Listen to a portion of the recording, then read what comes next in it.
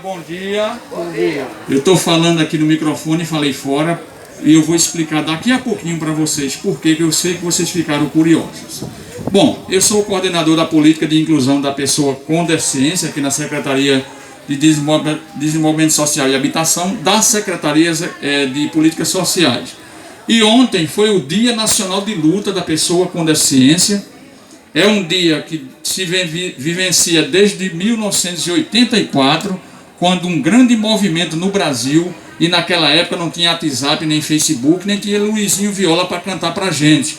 Naquela época, as grandes manifestações fazia a pé ou de carro, mas não tinha tecnologia, não tinha cadeira de rodas como tem hoje para as pessoas com deficiência que usam cadeira de rodas. Então o Brasil todo se mexeu nos anos 80, tanto é que nós temos um bom texto na Constituição Federal de 1988, advindo desses movimentos. Então lá se criou um Dia Nacional de Luta, que é justamente para que nós possamos estar relembrando as conquistas e buscando novas conquistas. Então ontem, dia 21 de setembro, foi o Dia Nacional de Luta. Hoje é o Dia Nacional do Para-Atletas, as pessoas com deficiência que brilharam lá em Tóquio, nos Estados Unidos, desbancando inclusive no número de medalhas os que dizem serem não ter deficiência, né?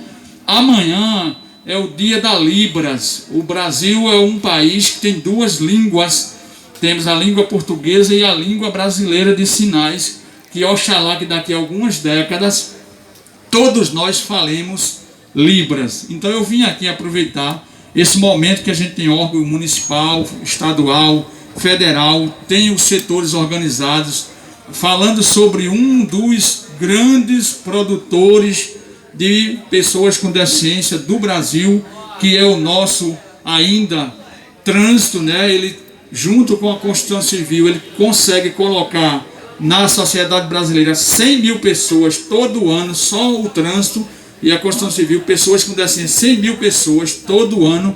Imagine que em uma década só esses dois setores produzem 1 milhão de pessoas com deficiência. Então nunca é demais falar sobre esta política. E a Secretaria de Desenvolvimento Social e Habitação da Secretaria de Política Social, ela tem desenvolvido um trabalho no município que está longe da realidade, mas tem dado um grande passo, a ponto de ontem a prefeita, nossa professora Elcione Ramos, convocar-nos para ir lá no gabinete para fazer uma postagem falando sobre esse dia.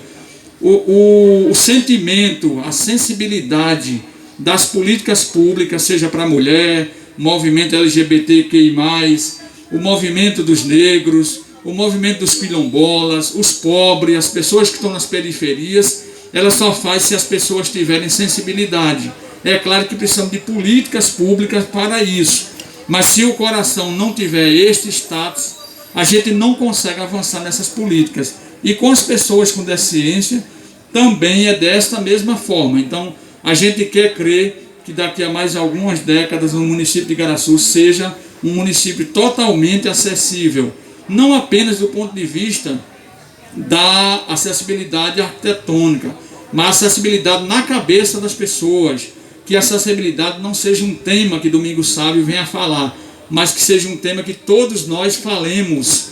Então eu acredito, e eu estou aqui por isso, porque eu acredito. Então eu queria agradecer a vocês, e quando eu falei fora do microfone, é porque quando a gente fala de público, todos vocês que forem falar de público, falem no microfone, depois saia dele, porque se tiver alguma pessoa cega naquela plateia, ela não vai ficar olhando para o caixa. Eu já fiquei uma vez olhando para um caixa, uma palestra de 2h30, e depois a palestrante estava na esquerda e eu olhando para a direita. Por quê?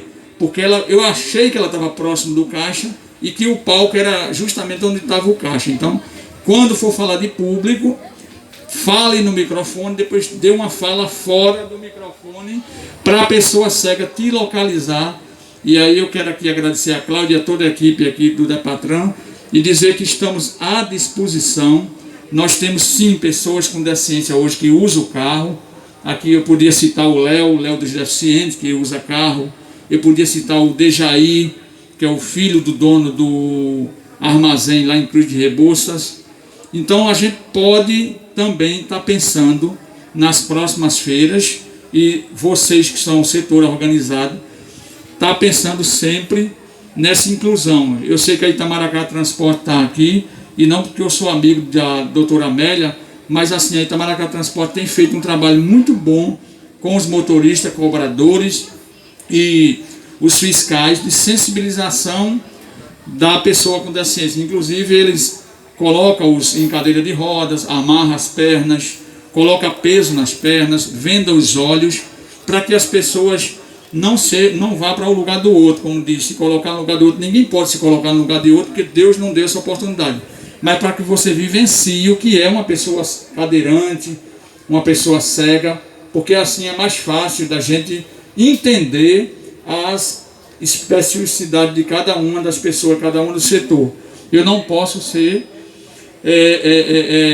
a Rafa, mas eu posso me colocar à disposição para compreender mais sobre o movimento LGBT. Eu não posso ser uma mulher, mas eu posso conhecer mais sobre as mulheres para que eu possa atuar mais próximo de uma política que seja real e que vá buscar esse segmento. Então, precisamos estar mais juntos, participando mais para poder construir uma sociedade para todos. Muitíssimo obrigado e salve, salve os nossos atletas, para-atletas brasileiros que foram pentacampeão de futebol de 5 lá na Paralimpíada, e inclusive o Raimundo Nonato é um atleta pernambucano. Eu recebi ele lá no Palácio do Governo e trouxe a medalha de ouro para o Brasil. Muito obrigado, viu, Cláudia, pela oportunidade, e eu estou lá à disposição na coordenadoria para quaisquer que sejam os esclarecimentos. Boa tarde, bom dia para todos e boa feira.